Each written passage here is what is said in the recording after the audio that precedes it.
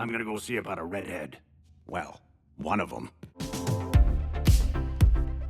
Hey, welcome back to ScreenCrush. I'm Ryan Harriet, and this is all of the Easter eggs, references, and little things you might have missed in X-Men 97, Episode 3. So that was one hell of a weird episode that adapted one of the most controversial stories from the comics. So controversial that the writer of the comic still gets angry when the subject comes up. So I'm going to explain everything that happened and tell you when exactly I think Jean was switched out for a clone. And I want to announce these brand new X-Men parody t-shirts at our merch store. We have the X-Fist Club, like the Breakfast Club poster, but with the team wearing 80s gear. Nighthawks done as the 90s X-Men, and we have Doug as Wolverine in the MCU Savior shirt. Thank you guys for supporting us and shop at our merch store so we can make videos like this one. You are the best. So the episode starts with this. Previously on X-Men.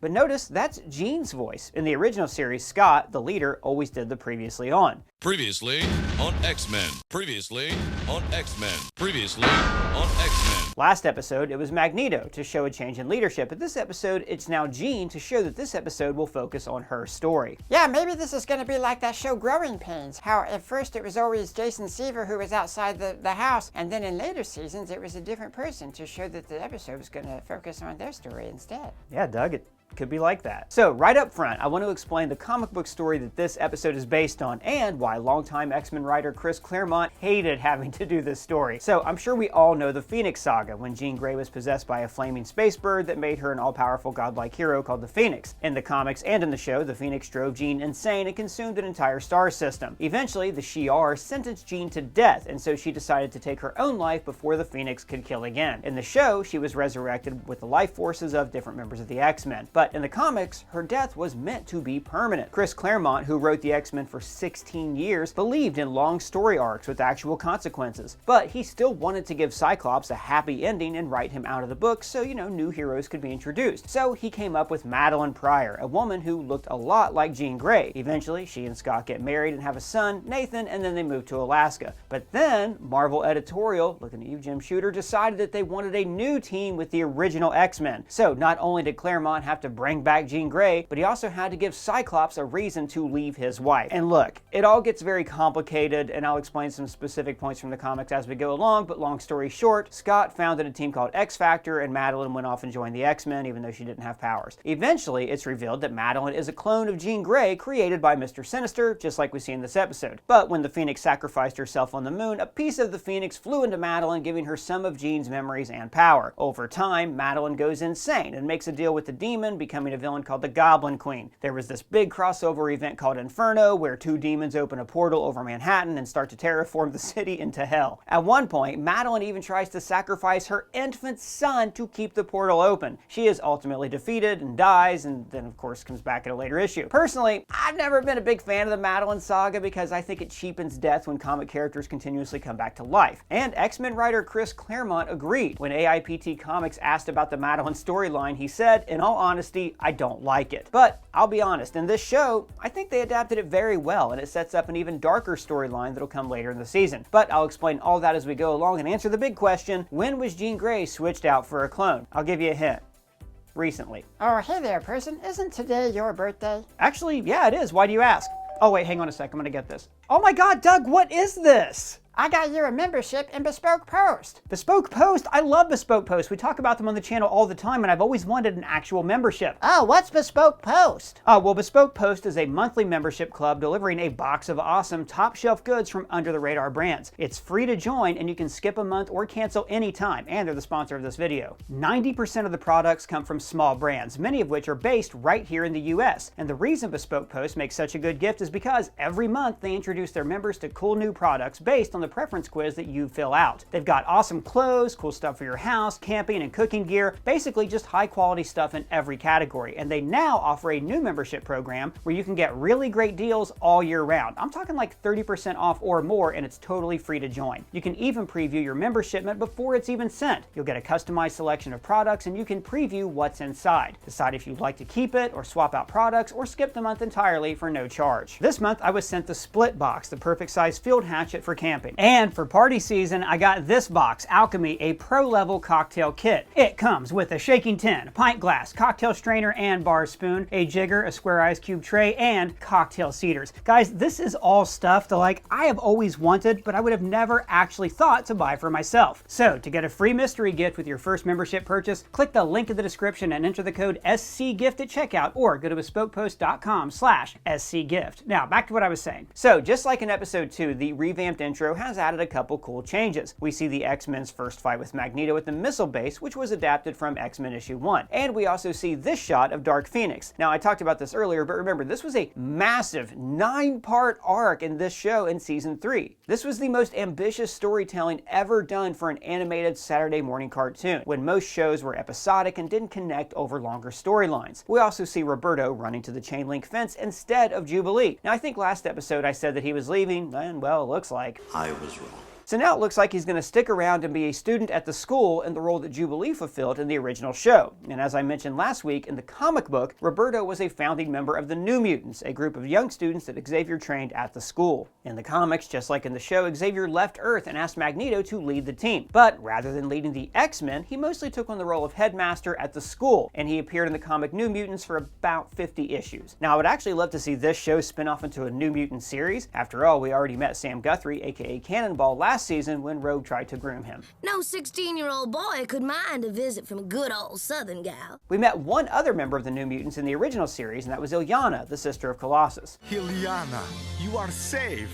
I hid when the soldiers came. Now, Illyana was incredibly important in that Inferno crossover event that I mentioned earlier, and she appears in this episode, kind of. During the battle, Morph changes into Illyana twice, the first time wearing her New Mutants uniform as the character Magic, and the second time in her other identity, Darkchild. Now do say what now? Look, I could go into a whole long explanation here, but I don't really think it's super necessary just to explain this episode. So the TLDR is that Colossus's little sister gets some demon power, gains the ability to teleport, and is tricked into opening up a portal to Limbo during the event Inferno. If Illyana pops up again in the show, I'll go into more detail, and I'll explain a little bit more when Morph changes into her later on. And we also see a shot of the Professor and Lilandra. Now, Lilandra is the Empress of the galaxy-spanning Shi'ar Empire, and she and the Professor are in love. In the final episode of the original series, she took him to space to save his life, very similar to what happened in X-Men issue 200. In fact, long before that issue, the Shi'ar cloned him a new body that could actually walk. So, if the Professor is still alive out in outer space, he might have gained the use of his legs by the time he returns to Earth. I think seeing him here in the credits is a big clue that he's going to be back, but probably at the very end of the season. Then we see Scott watching Phoenix sacrifice herself on the moon. They've also added in this shot of Gambit and Rogue flirting on the basketball court. Now, we saw them wearing this gear in episode 1, but the same clothes are adapted from the Lady Deathstrike arc in the original season, which in turn was adapted from X-Men issue 4. Now, this episode is called Fire Made Flesh, which is how the Phoenix described herself. I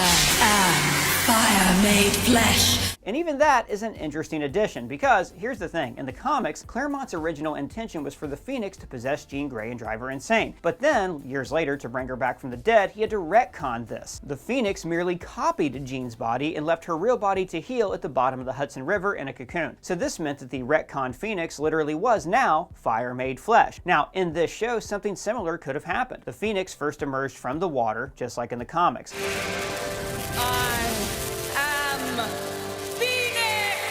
But there was also a moment in the series when the Phoenix had to take the Macron crystal into the sun to keep it safe. And then when she returned, the Phoenix was driving Jean insane. I hunger. So these are all moments when the Phoenix could have replicated Jean's form, maybe in the Hudson River, or maybe before she flew off into the sun. It could even be that maybe Sinister didn't even clone Jean. Maybe in fact what he actually found was the original Jean in a cocoon at the bottom of the river, and then used that original Jean to create a clone. Wait, so what are you saying? I'm saying that maybe Jean never actually returned from the sun. Maybe the Jean we see in the Dark Phoenix saga was actually the clone Madeline Pryor all along. But again, that's just one possible theory. I have a stronger idea of when Jean was swapped out I'll talk about later in the video. So when clone Jean, who I'm just going to call Madeline, when Madeline is reading Jean's mind, she sees Jean's history but with blank faces. And this is actually lifted straight from the comics. In the books, Madeline's descent into insanity takes a long time. For a while, she's with the X-Men, being their guy in the chair. Guy in the chair. But then when she finds out that Jean has come back to life and Scott is with her, she has this nightmare vision where Jean slowly peels away her face and different aspects of herself and calls Maddie a cheap copy. In these flashes, we see Jean from the original series with a blank face, Jean in her Marvel Girl costume on the moon, and this shot of Scott holding Jean. Now, this to me looks like it's creating this scene from the season 1 episode The Cure, when Jean acknowledges that Rogue is jealous of her and Scott's relationship. I know how she feels when I touch your hand, because I sense her pain. It's interesting to include this here because if you didn't know this scene was about Rogue, then Jean could be talking about the clone, Madeline, being jealous of Scott and Jean's relationship like she was in the comics. And then we see Scott and Jean kissing with a jealous Wolverine in the foreground, and this is taken from the season 1 episode Captive Hearts when Jean sees Scott's eyes for the first time. Next we see when the X-Men fought Dark Phoenix in Central Park when we learned what Wolverine thought of ducks. I hate ducks. Next, we see Scott at Jean's bedside when she was first recovering from becoming the Phoenix, and then we see their first wedding, which Morph conducted disguised as a priest. Promises to keep. Promises to keep. This started the whole thing where Scott and Jean can never have a happy wedding. In the episode Beyond Good and Evil, Jean is kidnapped immediately after they get married, and now it looks like hell. They don't even know if they're actually married or not because they don't know which one was the clone and which one was Jean. And then we see Jean waking up in a Victorian-era laboratory that is owned by Mr. Sinister. And in the season 5 episode Descent, we actually see Mr. Sinister's origin. In Victorian-era London, he was a scientist named Nathaniel Essex, who was obsessed with mutation. He mutated human test subjects and himself to essentially become immortal. Cool motive, still murder. Then he spent the next 100 years obsessed with the idea that he could perfect the mutant genome and create the perfect race, which of course he would rule over. In season 2, we learned that he believes that Scott and Jean are the genetically perfect mutants and that he's actually been monitoring them for their entire lives. Now, the same is actually true in the comics. After Scott's mom died and his dad went off to space, more on that later, Scott was placed in an orphanage that was actually owned by Mr. Sinister and housed his secret laboratory. Years later, Sinister cloned Jean Grey to combine their genetic samples. But when Jean sacrificed herself on the moon, the Phoenix Force found this cloned body and essentially breathed life into it. Now, in the TV show, Sinister has kidnapped Scott and Jean twice to try to harvest their genetic material. I'd have 2 nickels, which isn't a lot, but it's weird that it happened twice, right? And after it appeared that Jean had died on the moon, it made sense that he would replace her with a clone. But I'll lay out the when exactly theory a little bit later in the video. Jean sees Crazy Eddie having a sale on VCRs and DVDs, which yes, did first hit the market in 1997. It's old.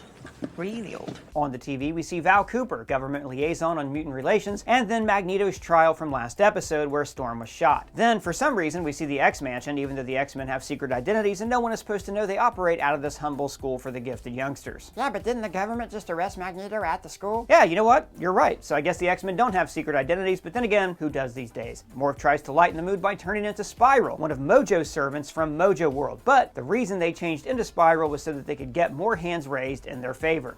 All in favor? But then notice how in the background they very slowly dip out of frame when their gag doesn't land. This is so embarrassing. So then Beast makes a startling discovery. Ergo, our Jean is a clone. And I know for a lot of us, this is giving us flashbacks to the Clone Saga. Oh, you mean like boy bands? No, the Clone Saga was a 90s Spider-Man storyline that went on for like 4 years where Spider-Man's clone came back from the dead, and then it turned out that Spider-Man that we've known for years had been the clone, then they reversed. It's a long story. The point is, the whole clone, not a clone story can really drag out, so I'm glad they wrapped it up pretty fast in this episode. It's also refreshing to see this trope parodied on shows like Invincible. I'm the original.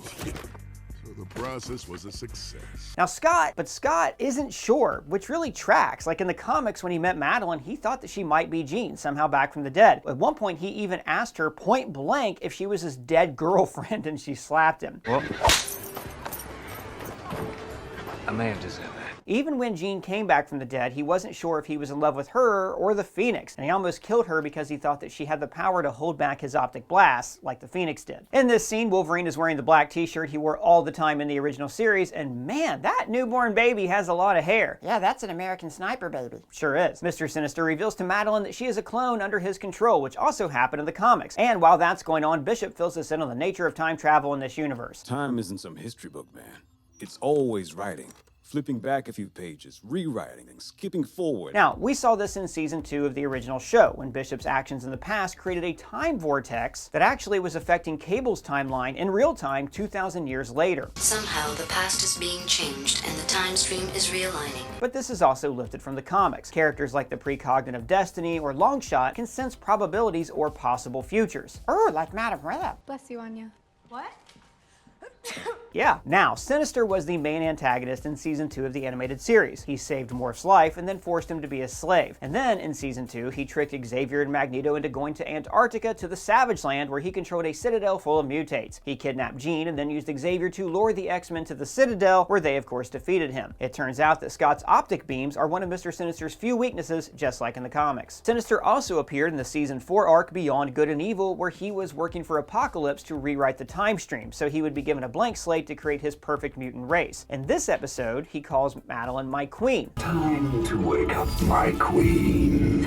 A nod to Madeline's villain identity, the Goblin Queen from the comics. Then she cracks a wedding photo that is a replication of the cover of X-Men number 30, the actual wedding of Scott and Jean Grey. And then she sees flashes of different images. This one of the X-Men is actually promo art for the show, but they replaced a Sentinel with a mountain. The next photo is of her and the Professor, and as we learn later in this episode, she was the Professor's first student. Years later, after he formally opened the school, she was invited back to become the 5th X-Man. So all this knocks over a box containing that original Marvel Girl suit. So what we're really seeing here is Jean slowly breaking down remnants of her past and scattering them at her feet, moving slowly backward through the years. And then she floats, levitating much of the room, which to me feels like a callback to Jean becoming the Phoenix in X-Men Last Stand, and then the nearly identical version of the scene in X-Men Dark Phoenix. Then she telekinetically creates the Goblin Queen outfit for herself. Now, this costume is also similar to the one she wore as the Hellfire Club's Black Queen. This is when the Mutant Secret Society manipulated her mind to draw out her dark side, which of course unleashed the Dark Phoenix. It's also important to note that Jean never had the power to make clothing from scratch, but Phoenix did. It could be that Madeline actually has a portion of the Phoenix within her, just like she did in the comics. She says, "You shall know my inferno!" A callback to the comic crossover that unleashed the Goblin Queen in the comics. But again, the best thing to come out of that crossover was the Hobgoblin getting possessed by a demon and becoming the Demogoblin. Pretty awesome looking character. Now, notice this text that reads, "Warning, doors opening." That looks like the same font as this stray frame during the Phoenix Saga. So this is a frame the animators left in to tell the editors to cut, but it was left in accidentally. Oops.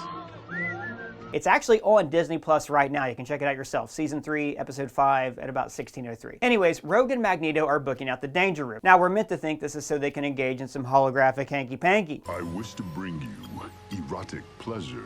Oh my God, you gotta be kidding me. But I think what's going on here is that Magneto is using his abilities to help Rogue learn to control her powers, so then she can touch Gambit. Wolverine says, "Think you just sent his hush puppies up into his stomach." Because hush puppies are a deep-fried cornball that's popular in the South, and Gambit is from Louisiana. And then Madeline messes with each of their minds, showing them their worst fears. This is similar to what Madeline did in the comics when she broke bad, creating a version of hell for every hero during the Inferno event. Gambit sees Magneto and Rogue together in a swamp, which I think is calling back to the Season 2 episode, Externally Yours. Long story short, in that episode, we see Gambit's people, the Thieves Guild, give tithes to immortal mutants called the Externals, and some traumatic stuff happens to him in a swamp. And here, he sees Rogue and Magneto's flesh becoming one, which is an obvious reference. Yes, a reference to Melting Silly Putty. Hilarious! Although, you know what, now that I think about it, this is probably just a play on this cover from Uncanny X-Men. This was the issue where Magneto and Rogue were in the Savage Land together, and it was like the first time they ever thought, maybe we might kiss. Roberto and Jubilee are watching television when a girl bursts forth, calling back 3 classic horror films. First, there's Poltergeist, then The Ring, and finally, the shape of the body is very much like the alien in The Thing. And the girl herself looks a lot like Magic with a K, little sister of Colossus that I mentioned earlier. Then she transforms into Roberto's mother, who disapproves of him being a mutant. This is not my son.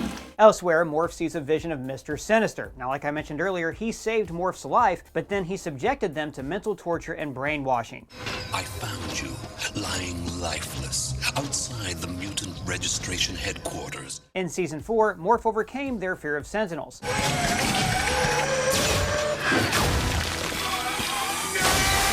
But, as we see in the opening credits, they are still very much afraid of Sinister. And here they try to transform into the scariest person that they know, Wolverine. Now, throughout the mansion, various objects transform into monsters, which also happened in Inferno. The entire island of Manhattan transformed into a hellscape, with an elevator even eating this guy in an early teaser. The teddy bear transforms into Scott's disapproving father figure, the Professor, and says, "Your merits, my boy." And remember, this was such a strong memory of Scott's that he even talked about it in Episode 1.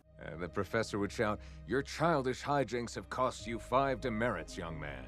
And then this tentacle transforms into Bishop's sister Shard. Now, the last time we saw Shard, she and Bishop went back to the future together at the end of season 4. Now, this is obviously playing into his fear that he abandoned his sister to some apocalyptic future while he was safe in the past. But I'm curious to find out why Bishop returned to the present after season 5. In the original plan for the series, Bishop and Shard were going to join the team at the end of season 4, but that plan was scrapped when the show was renewed for season 5. And as always, Beast is the best. I think one of us has the wrong floor. That elevator gag is probably calling back to that hungry elevator from the comics that I mentioned earlier. Now, I do like how they adapted the Inferno story from the comics. Now, instead of adding a magical element where Jean's clone has magic demonic powers, this is just Madeline telepathically manipulating the team into thinking that they are in hell. Beast says, "Beware the Jabberwock, my son!" Now, this is a poem by Lewis Carroll featured in Through the Looking Glass about slaying a fictional nonsense monster. It was also featured in the 1980s Alice in Wonderland TV movie that scared the hell out of me when I was a kid, and I'm sure it won't now. Let's see if it holds up. Yeah, nope, turn it off, turn it off. Nope, that's enough, still scary, still wicked scary. Now, in their dream state, the Sentinel looks like a demon, even kind of modeled after the god Surtur. Cyclops uses his powers to supercharge Bishop. It's interesting, though, that this is even more powerful than Cyclops' blast would have been just on their own. And then the real Jean shows up to save them all. Yeah, I don't know, man. Her turn into the Goblin Queen kind of came out of nowhere. That escalated quickly. Yeah, but it came out of nowhere in the comics, too. In fact, in the comics, Claremont even followed up the Inferno arc with a one-off issue mocking the Jean clone idea where aliens show up with yet another Jean duplicate that can destroy the world. To be fair, though, Scott did walk out on Madeline and the baby in the comics. What's with all the daddy issues? Morph explains the origin of Sinister that we learned about in the episode Descent. He was a scientist in the 1800s. Then he started cutting up mutants, stealing our DNA to enhance himself, prolong his life. And then he changes into his old self with bags under his eyes from when he was brainwashed back in season 2. Now, Jean doesn't remember how to control her abilities, which is the reason her parents first hired Xavier to help her. But what about Jean? What about her illness? So, Magneto hates Sinister. He captured him in Antarctica, and when the two briefly worked for Apocalypse, Magneto actually turned on him and fought against Sinister. When the Phalanx invaded the Earth, Magneto reluctantly agreed to join forces with Sinister after laying down the sick burn. You enter my sanctum unbidden, bringing with you that vile creature, and you ask my help. So when they encounter the Goblin Queen, she says, I know not what I do.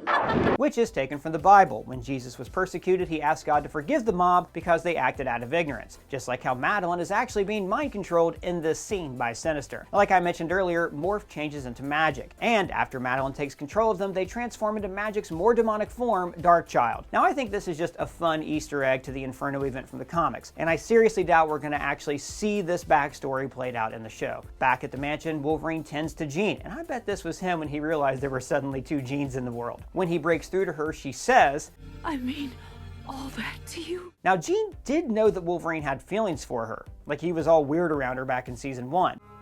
Cyclops is waiting for me. So am I. And then he skipped her wedding to Scott to beat up a hologram of Cyclops. So then Jean astral fights Madeline just like she does in the comics. And we also saw this in the episode Xavier Remembers, when she and the Professor fought off the Shadow King together. Now the visual of Jean as a glowing figure is also reminiscent of the supplemental story in the classic X-Men, when we see the Phoenix assume Jean's form. As Jean shows Madeline her memories, notice how this is visualized by a Victorian-era clock with a red diamond in the center, the emblem of Mr. Sinister. It's a subtle way of showing his mind control over her body. The clock fades into the Professor's original wheelchair before it was replaced with a high-tech hover chair. This scene and the death of her best friend Annie is lifted straight from the comics. It's the moment her powers first manifested. Now, in the Inferno event in the comics, this is a seminal moment when Jean and Madeline connect and realize they have the same shared memories and shared trauma. All this pain. We carry all of this. And then Madeline brings out a series of photographs and paintings. We have the portrait of the first X-Men that was hanging up in Xavier's office. This is a recreation of the iconic cover of X-Men number 136, the death of Jean Grey and the end of the Dark Phoenix saga. On the left is the aforementioned X-Men number 30, and this one is a recreation of the cover of classic X-Men number 1, which reprinted giant-size X-Men number 1 and featured supplemental stories. This is a portrait of Jean with the Professor as his first student, and finally, this one is a Comic-Con poster by Michael Cho to commemorate the release of the excellent limited series Children of the Atom. To be honest though, I really thought this was a Kirby splash page, but I could not find it in his original run of the X-Men. If I'm wrong, Please let me know in the comments. And then they're both swallowed by Jean Grey, and suddenly they're in utero together with baby Nathan. So this is showing how both Jean and Madeline are now aspects of the same person. They have divergent memories, but when you add those memories together, they create an entire life. Also, the crack that opens up here looks a lot like when the Beyonder spoke to the heroes and villains in Secret Wars issue 1. And this memory of her son's birth is what finally breaks Sinister's control of her. Now, in the comics, the name of the baby, Nathan, is also part of Sinister's mind control over Madeline. Nathan is Sinister's real name, Nathaniel Essex, and he even posed as a bully named Nathan in Scott's orphanage just to torment Scott. So Scott always hated the name, but it was Madeline's idea. Before Sinister leaves, he recites this 15th century Old English rhyme. Ladybird, fly away home. Your house is on fire, and your child all gone. Now, the actual words have changed frequently over the years, but the meaning has remained the same. Your home is in crisis and you're going to lose your family. In this case, Sinister is referring to the virus that he has used to infect Nathan. Yeah, what's up with that? So in the comics, it's Apocalypse who affects Nathan with this techno-virus that turns living matter into machinery. Just like in the show, to save his life, Scott has to send him into the future. Except in the comics, he sends him with a cultist from the future named Ascani who believes that Nathan is their messiah figure. Now, in this show, we've actually seen the techno-virus appear before. Apocalypse developed it in the episode Time Fugitives. Graydon Creed used the virus to make people think the mutants were spreading a plague. Let the world see that mutants carry the plague! Bishop traveled back in time to stop the plague, and then Cable traveled back in time to stop Bishop, because it turns out that mutants had to develop antibodies to stop this virus from wiping them out. But it all worked out when Cable infected Wolverine with the virus, and his healing factor created the antibodies. In this episode, when Madeline suggests that Bishop take him to the future, he says, I do know a guy there. And that guy is an elderly version of Forge, a mutant who has the ability to build machines. Now, we actually met present-day Forge in the episode Cold Comfort, when we saw him leading the Team X Factor. And then he teamed up with Beast, Magneto, and Sinister to stop the Phalanx in Season 5. And also, he pops up at the end of this episode, but more on that later. When Scott realizes that he can't be with Nathan, he says, I won't be like my father. I won't abandon my son. Daddy issues. Now remember, Scott's dad is the space pirate Corsair, and when they first reunited in the original series, he first resented him for being gone for so long. For 20 years I dreamed about my father. A man to look up to, a hero who sacrificed his life to save his family. And hey, how about the detail in the animation here where we can actually see the baby's breath cloud up the mask? It's pretty cool. And man, that scene where Madeline reassures the baby and implants these comforting memories to him. No, in our time here, we thought about you endlessly. That's some really great writing. Good job, guys. So what happens to the baby? Well, that's actually a spoiler for the show, but the secret's been out for decades in the comics. So skip ahead to the next chapter if you don't want to know. You guys still here? Good. I hate those other people. They're the worst. You guys are the real fans. And by the way, your thoughts on Star Wars are the only valid opinions in fandom. So in the future, the baby grows up to be Cable. And this is why half of Cable's body is machine. His telekinetic abilities are always holding the technovirus at bay. But also, there's a hint here. When Bishop takes Nathan, the theme is identical to Cable's leitmotif in the original series. No, you won't, Avalanche. I'm looking for Godfrey Adler. The show even hinted that Cable knew about this connection way back in Season 2. Name, Cyclops, Field Commander of the X-Men. I know about him.